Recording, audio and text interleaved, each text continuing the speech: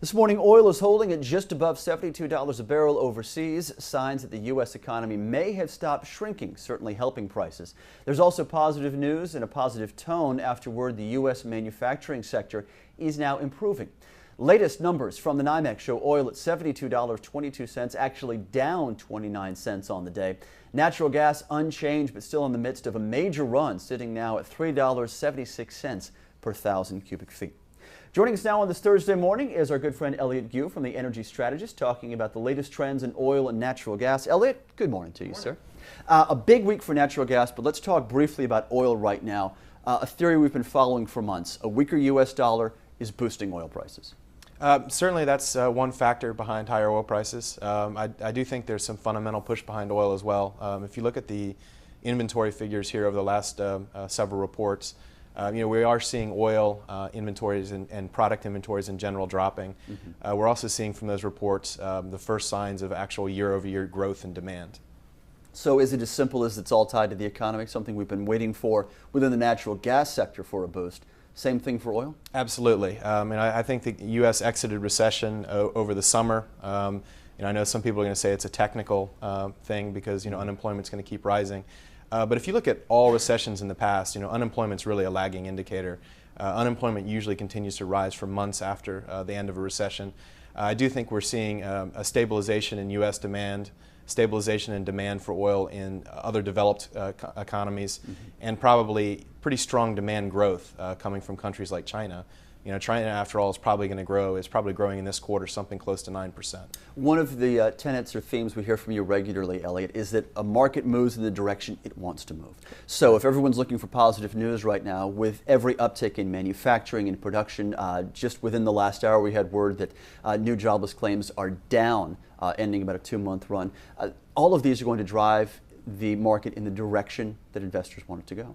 Right, exactly. What you tend to see in bull markets or markets that are rallying, whether it's oil or the stock market, when there's bad news that comes out, it can cause a temporary dip, but that tends to get bought. In bear markets, it's just the opposite. Traders tend to focus on the bad news and pretty much ignore the good news. And we've been seeing that consistently with oil and the stock market.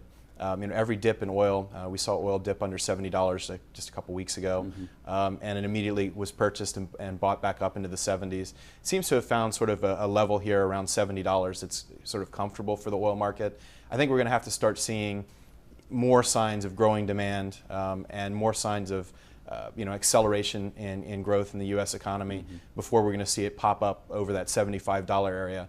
But this is pretty healthy oil prices right now. Companies are starting to go back and spend more money on drilling. Overseas, we've probably seen a bottom in exploration production spending. And domestically in the United States, if you look at that oil rig count, that's been ticking higher here over the last several weeks as well. Let's move forward to natural gas. The toughest question is first, Elliott. Have we seen the bottom now with natural gas up, closing in on $4 right now, whereas a week ago we were still in the 2s? Right, it's pretty amazing volatility in those near-month futures contracts. I tend to think we have seen a low for natural gas, though over the next couple of months you're going to see a lot of volatility in gas, simply because we're approaching the end of the injection season. In other words, after November we start to move into the winter heating season, and inventories of natural gas and storage tend to start falling.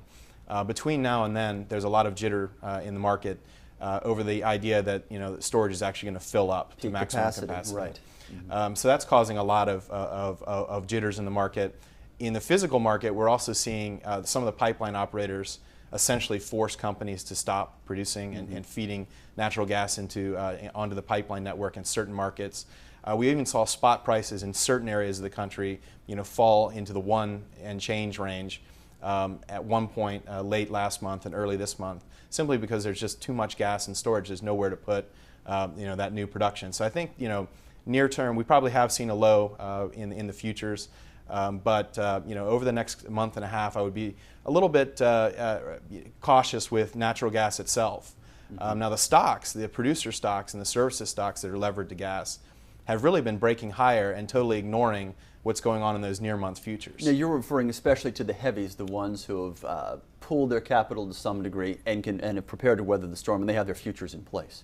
Right. A lot of the big producers are able to go out and hedge. If you look at the futures curve, Natural gas prices, as you said, are around 376 near term, the near month futures. But if you go out into early 2010, you're looking at $5 plus natural gas.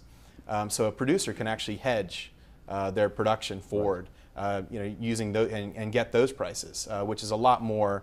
It's still a lot of plays in the United States aren't economic at $5 gas, but it's certainly a lot better than $1.50 or $2 that we've seen at times in certain places in the country. Elliott, final question. You mentioned the heating season getting ready to start up here in the U.S. Will there be less of an emphasis this year, maybe than in years past, on temperatures on a cold winter, simply because there's been such a focus on economic activity and a recovery? The big year-over-year drop in demand for natural gas has really come from industrial demand. If you look at heating demand and electricity demand for natural gas, really not that much of a change year over year. So there is a huge focus on the economy and the potential for a manufacturing uptick to really drive an increase in industrial demand again. I do think the one sort of factor out there on the weather front is this El Nino. We are seeing El Nino conditions in the Pacific, and sometimes that can bring warmer than normal weather to parts of the United States, although the statistics aren't as clear-cut as some people are making it out to be. So that's one thing to watch. If we do get a much warmer than normal winter, that could have a downside effect on gas prices going into 2010. Because we're going to have very full storage, and I believe production is dropping, but the more the demand is normal for a winter time, the more likely we're to see those inventories normalize quickly going into the spring. All things petrochemical and meteorological this morning as well. Elliott Gue with the Energy Strategist. Thanks again for joining us, Elliott. Thank you. Elliott is here every Thursday morning analyzing oil and natural gas markets for us.